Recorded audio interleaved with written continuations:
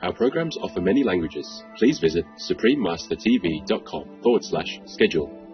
Nos programmes offrent plusieurs langues. Veuillez visiter suprememastertv.com/schedule. Nuestros programas ofrecen varios idiomas. Visiten suprememastertv.com/schedule. 我们的节目提供多种语言，请看 suprememastertv.com/schedule。 Have you ever sat very silently, not with your attention fixed on anything, not making an effort to concentrate, but with the mind very quiet, really still? Then you hear everything, don't you? Please continue watching for the shared enlightening perceptions by the beloved Jiddu Krishnamurti.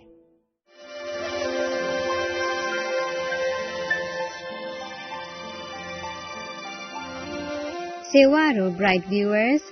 Sewaro means hello in the Limbu language.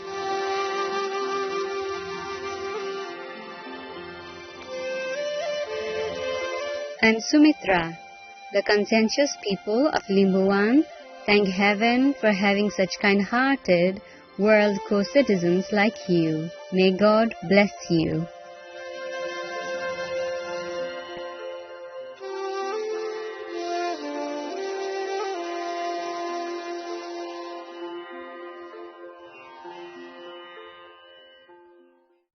Jiddu Krishnamurti was an internationally renowned spiritual figure born in 1895 in southern India, who to this present day is still considered one of the greatest thinkers and religious teachers of all time. He did not proclaim any religion, sect or country and always pointed out that we are first humans and do not need to identify with nationality, race or religious beliefs. From 1929 until his death in 1986, Jiddu Krishnamurti traveled throughout the world talking to large audiences, individuals, scientists, religious figures, writers, philosophers, educators, as well as giving radio and television interviews. Krishnamurti's message emphasized the great need of a radical change for humankind. His deep insights on the nature of the human mind enabled him to deliver his talks in a fresh and direct way, making audience members feel like he was addressing them personally. Krishnamurti's only concern was to set humanity absolutely unconditionally free. His vision was for humans to have a more profound understanding of themselves and of the art of living, so as to bring about a new and peaceful generation. A compassionate vegetarian, the beloved Krishnamurti was also a founder of schools in India, the United States and the United Kingdom. They are based on a holistic global outlook with a concern for humanity and the environment and their interconnected relationship. The schools were established to be places where the existential concerns of life could be explored freely and responsibly. In addition, Jiddu Krishnamurti was an author of numerous books. Among them are The Awakening of Intelligence, The Urgency of Change, Freedom from the Known, and The Flight of the Ego. Today, we will have a glimpse of some of Jiddu Krishnamurti's insights from his book, The Book of Life. This book presents 365 timeless daily meditations, encouraging a wider awakening of the individual as the holder of the story of humankind. In this selection, we will learn some of Krishnamurti's secrets of the true listening of life. Listen with ease. Have you ever sat very silently, not with your attention fixed on anything, not making an effort to concentrate, but with the mind very quiet, really still? Then you hear everything, don't you? You hear the far-off noises as well as those that are nearer and those that are very close by, the immediate sounds, which means really that you're listening to everything. Your mind is not confined to one narrow little channel. If you can listen in this way, listen with ease, without strength, you'll find an extraordinary change taking place within you, a change which comes without your volition, without your asking, and in that change there is great beauty and depth of insight. Putting aside screens? How do you listen? Do you listen with your perceptions? Through your perception, through your ambitions, desires, fears, anxieties, through hearing only what you want to hear, only what will be satisfactory, what will gratify, what will give comfort, what will for the moment alleviate your suffering. If you listen through the screen of your desires, then you obviously listen to your own voice. You are listening to your own desires. And is there any other form of listening? Is it not important to find out how to listen? Not only to what is being said, but to everything, to the noise in the streets, to the chatter of birds, to the noise of the tram car, to the restless sea, to the voice of your husband, to your wife, to your friends, to the cry of a baby? Listening has importance only when one is not projecting one's own desires through which one listens. Can one put aside all these screens through which we listen and really listen? Beyond the noise of words, listening is an art not easily come by, but in it there is beauty and great understanding. We listen with the various depths of our being, but our listening is always with a preconception or from a particular point of view. We do not listen simply. There is always the intervening screen of our own thoughts, conclusions, and prejudices. To listen, there must be an inward quietness, a freedom from the strain of acquiring, a relaxed attention. This alert yet passive state is able to hear what is beyond the verbal conclusion. Words confuse. They are only the outward means of communication. But to commune beyond the noise of words, there must be in listening an alert passivity. Those who love may listen, but it is extremely rare to find a listener. Most of us are after results, achieving goals.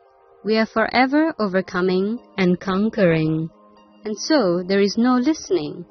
It is only in listening that one hears the song of words.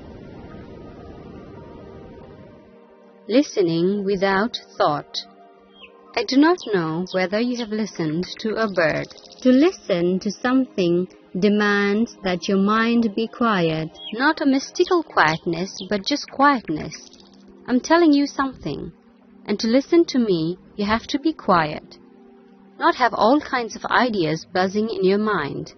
When you look at a flower, you look at it, not naming it, not classifying it, not saying that it belongs to a certain species. When you do these, you cease to look at it. Therefore, I'm saying that it is one of the most difficult things to listen to anybody, to your wife, to your children, to your neighbor, to the bus conductor, to the bird, just to listen. It is only when you listen without the idea, without thought, that you're directly in contact, and being in contact, you'll understand whether what he is saying is true or false. You do not have to discuss. Listening brings freedom. When you make an effort to listen, are you listening?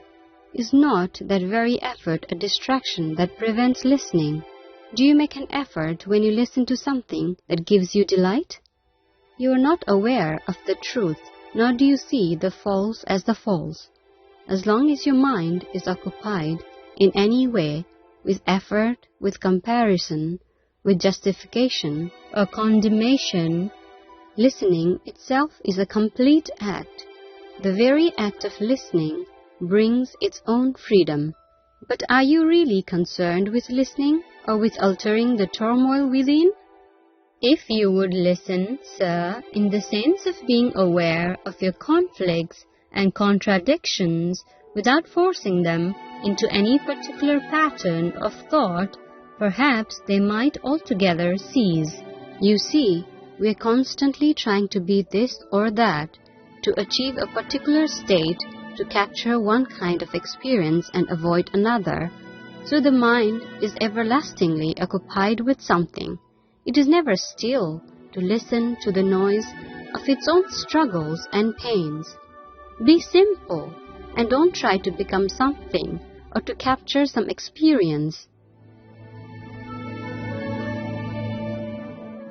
Listening without effort. You are now listening to me. You're not making an effort to pay attention.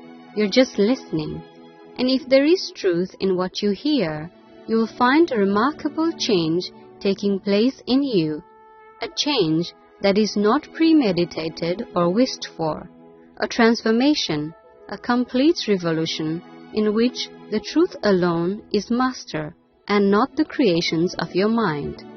And, if I may suggest it, you should listen in that way to everything, not only to what I'm saying, but also to what other people are saying, to the birds, to the whistle of a locomotive, to the noise of the bus going by. You'll find that the more you listen to everything, the greater is the silence, and that silence is then not broken by noise. It is only when you are resisting something, when you are putting up a barrier between yourself and that to which you do not want to listen, it is only then that there is a struggle.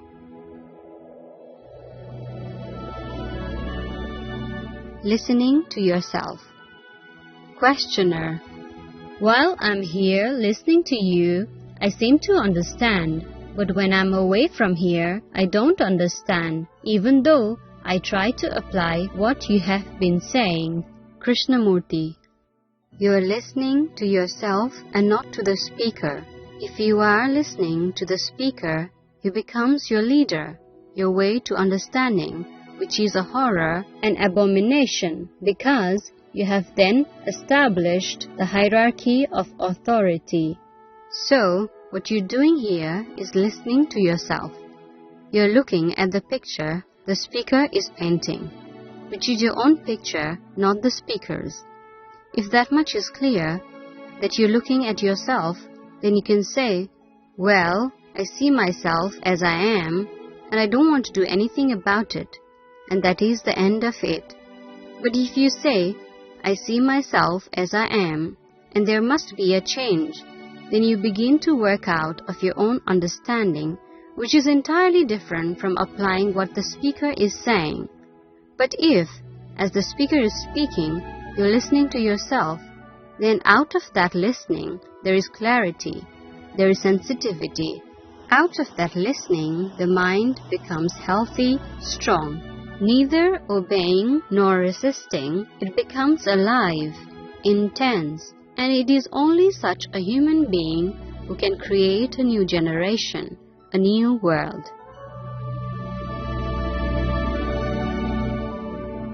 For more information on Jiddu Krishnamurti and his teachings, please visit jkrishnamurti.org and kfoundation.org. Perceptive viewers, it was an honor to have your company for today's Words of Wisdom. Please join us again tomorrow for part 2 of True Listening and Learning from the Book of Life by Jiddu Krishnamurti, Vegetarian. Coming up next is Extreme Weather Events, Droughts Around the World, Part 1 of 3, right after Noteworthy News. Please stay tuned to Supreme Master Television for more constructive programming. May your soul be forever comforted and surrounded by the heavens' adoring melodies. Our programs offer many languages. Please visit suprememastertv.com/schedule and suprememastertv.com/WOW.